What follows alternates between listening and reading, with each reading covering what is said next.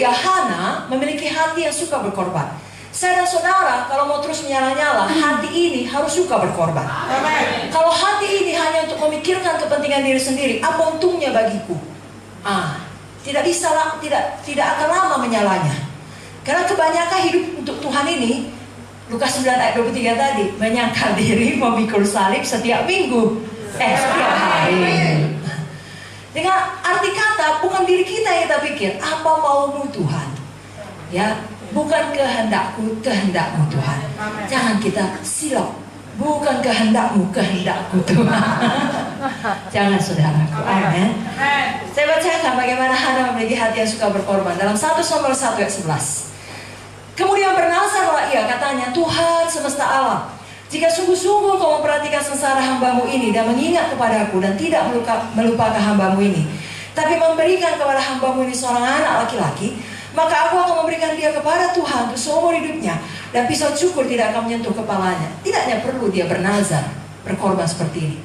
Tapi Hana benar-benar memiliki hati yang patut diteladani. Tidak banyak orang, apalagi wanita, mau melakukan sesuatu sampai ke tahap itu. Dia tidak sekedar memohon kepada Tuhan, dia mau berkorban. Dan bukan sembarang korban, dia korbankan yang paling dia anggap berharga, yang terbaik bagi dia. Saudaraku, orang yang menyala-nyala melayani Tuhan, menginjil, memuridkan jiwa-jiwa, kalau saudara perhatikan, itu harus orang-orang yang paling suka berkorban. Amin. Kita masing-masing menanya diri kita dengan jujur, saudaraku. Tidak perlu merasa tertuduh, karena seperti poin pertama dari Bu Munte tadi, kita mau diubahkan segambar dengan Tuhan. Dipulihkan, mulia. Dan Tuhan kita adalah Tuhan yang berkorban. Bapa menyerahkan anaknya, Yesus menyerahkan nyawanya. Kalau kita lihat Bapak Munte tahun terakhir untuk menamatkan dia punya perkuliahan, tinggalkan semua, ikut Tuhan sungguh-sungguh, melayani Tuhan sepenuh waktu. Ya, kata lain, kalau secara pemikiran dunia, mengorbankan seluruh masa depannya. Sebabnya keluarganya, ayahnya, saudara-saudara yang semua sekolah kedokteran, ya, ada yang kepolisian, dan berkata, nanti abang jangan pernah minta tolong pada kami, jangan pernah minta uang. Karena mereka meyakini akan gagal. Tapi kalau Tuhan memanggil, Tuhan memperlengkapi. Ibu Munte juga berkorban, saudaraku. Dan saya tidak merasa akan ada orang yang betul-betul mengerti pengorbanannya, kecuali juga menjalani seperti yang dijalaninya. Karena saya dan saudara bukan dokter spesialis anak. Dan kalaupun kita dokter spesialis anak, kita bukan dokter pada zaman Ibu Munte hidup. Pada masa itu sangat terhormat.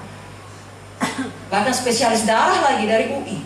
Bahkan kemudian fakultas kedokteran USU, dia dosen yang terbaik, terpilih di hadapan semua orang. Jadi di tengah masa yang gemilang, berapa bulan yang lalu saya baru bertemu dengan adik Pak Munte, Pak Enga saya. Dan dia mengatakan, mamamu ini adalah orang yang paling pintar.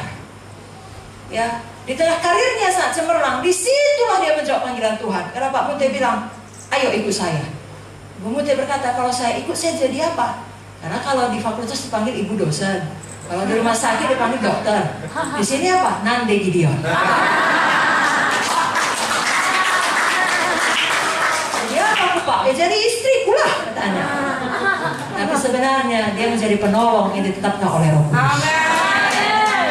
Amin, saudara. Amin. Jadi saudaraku yang kekasih, kita harus punya hati yang suka berkorban. Amin. Setan paling tidak suka kita berkorban, karena setan tahu tiap kali korban dilepaskan, kuasa Tuhan dilepaskan. Amin. Saya bacakan satu ayat dari Matius 16 ayat 21 sampai 25.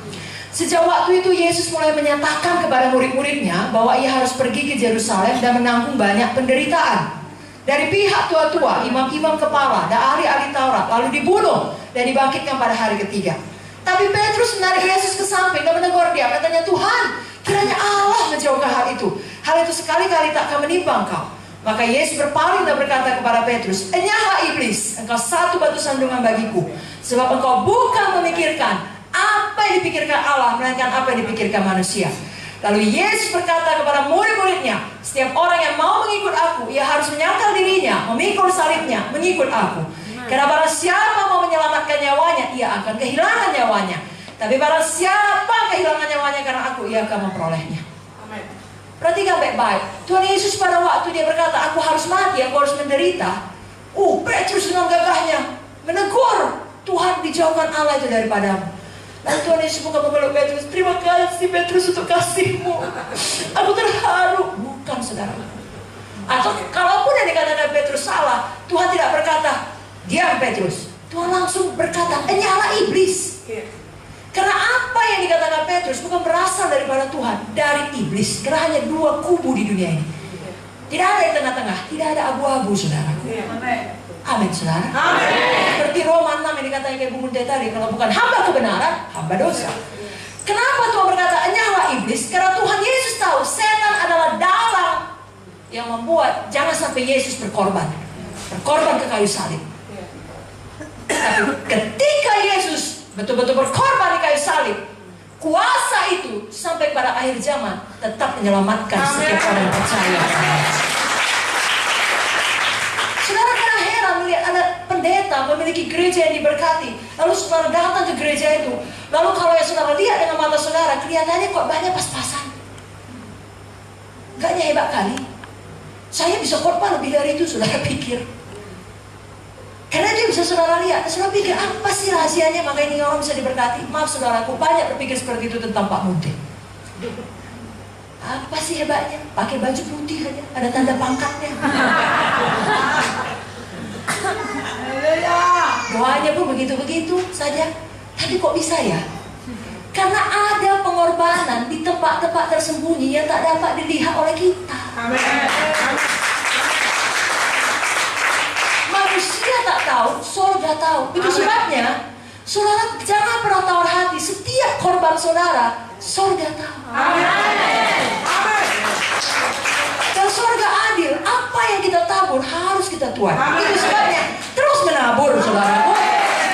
Maka akan terus menuai. Ada orang dalam kekurangan dia menabur. Puji Tuhan, itu betul-betul tindakan iman. Lalu kemudian dia menuai dan dia diberkati. Sayangnya dia berhenti menabur. Jangan. Saudara terus menabur. Dalam kekurangan, dalam kelebihan, apalagi dalam kelebihan. Maka saudara terus menuai dan terus menuai dan terus menabur lagi dan terus menuai lagi. Karena itu masalah sikap hati. Hati yang suka berkorban. Yang membawa kita kepada poin yang keempat. Pada waktu kita berkorban, selalu berikan yang terbaik kepada Tuhan. Hana, setelah dia bernazar, dia membayar nazarnya kepada Tuhan. Dan nazarnya itu merupakan pemberiannya, korbannya yang terbaik. Jadi anak yang sangat dikasihinya, yang sudah lama didoakannya, yang sudah lama dirindukannya, itu yang dilepaskannya. Sama seperti Abraham, sudah lama menunggu Ishak, Tuhan bilang kasih, dia kasih. Tuhan tahu hati kita.